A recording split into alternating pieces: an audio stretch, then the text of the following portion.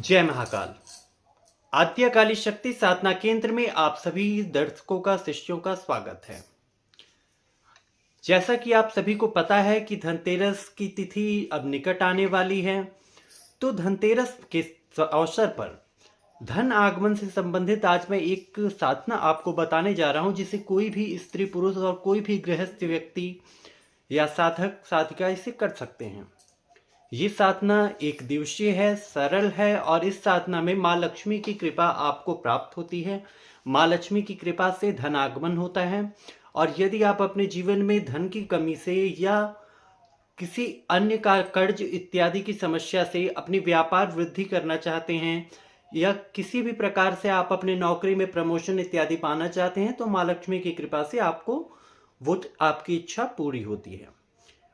इस साधना के माध्यम से आप धन की प्राप्ति कर सकते हैं। यदि आपके जीवन में कर्ज अत्यधिक बढ़ गया है, आपका कारोबार नहीं चल रहा है, व्यापार में हानि हो रही है, घर में धन की बरकत नहीं हो पा रही है, तो आपके लिए ये साधना बहुत ही उपयोगी सिद्ध हो सकती है।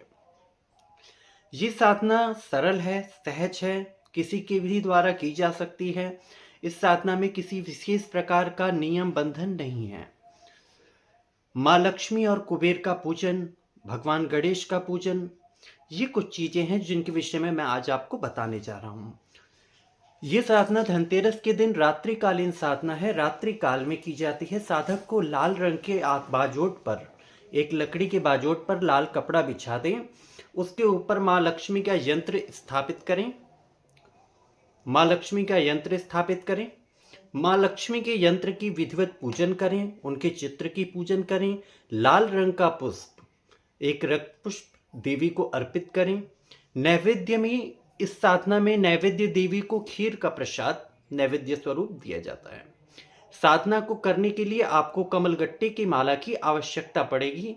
कमलगट्टे की माला से आपको जाप करना है। कुछ कमलगट्टे के दाने आपके पास होने चाहिए। हवन सामग्री करने के लिए 108 की संख्या में तिल के तेल की आपको प्रयोग करना है। हवन करते समय में आम की लकड़ी का प्रयोग करके आप हवन करेंगे। और इस साधना में जिस मंत्र का आपको जाप करना है, सर्वप्रथम मैं आपको वो मंत्र बता रहा हूं। दिशा आपके पश्चिम रहेगी। धोती आपको लाल रंग की धारण करनी है और इस मंत्र का मधुर स्वर में भावनात्मक रूप से जुड़ाव करते हुए माँ के समक्ष बैठ के प्रार्थना करके, उनसे आज्ञा मान के, अपनी मनोकामना बोल के संकल्प सहित 21 माला का जाप आपको करना है। मंत्र क्या है, ध्यान से सुने। ओम श्रीम ह्रीम श्रीम कमले कमलालिये प्रसीद प्रसीद श्रीम ह्रीम श्रीम ओम महालक्ष्मी नमः। ओम श्रीम ह्रीम श्रीम कमले कमलालिये प्रसीद प्रसीद श्रीम ह्रीम श्रीम ओम महालक्ष्मी नमः। इस मंत्र का आपको मध्यम स्वर में जाप करना है। जाप आप उपांशु भी कर सकते हैं, जाप आप वाचिक भी कर सकते हैं। मानसिक जाप न करें तो बेहतर है। माला, जैसा कि मैंने आपको बताया, कमलगट्टे का होगा प्रयोग। जो पंचोपचार पूजन कर सकते हैं, पंचोपचार पूजन जो किया जाता है देवताओं के पूजन में, वो तो आपके लिए आवश्यक ही है, वो आपको करना ही है। पंचोपचार पूजन के बाद आप इस मंत्र का 21 माला का जाप करेंगे। जब आपकी माला 21 माला पूरी हो जाए, तब आपको 108 कमलगट्टे के दाने पहले से गिनती करके रख लें। उसमें तिल का तेल मिश्रित कर लें, इतना कि हर दाना आपका तिल के तेल में डूबा हुआ होना चाहिए। फिर आपको इसी मंत्र के आगे स्वाहा लगा करके हवन करना है 108 बार। 108 बार हवन करने के बाद एक नारियल को चुनरी से लपेट करके माँ के समक्ष अर्पित कर दें, पूर्णाहुति के रूप में।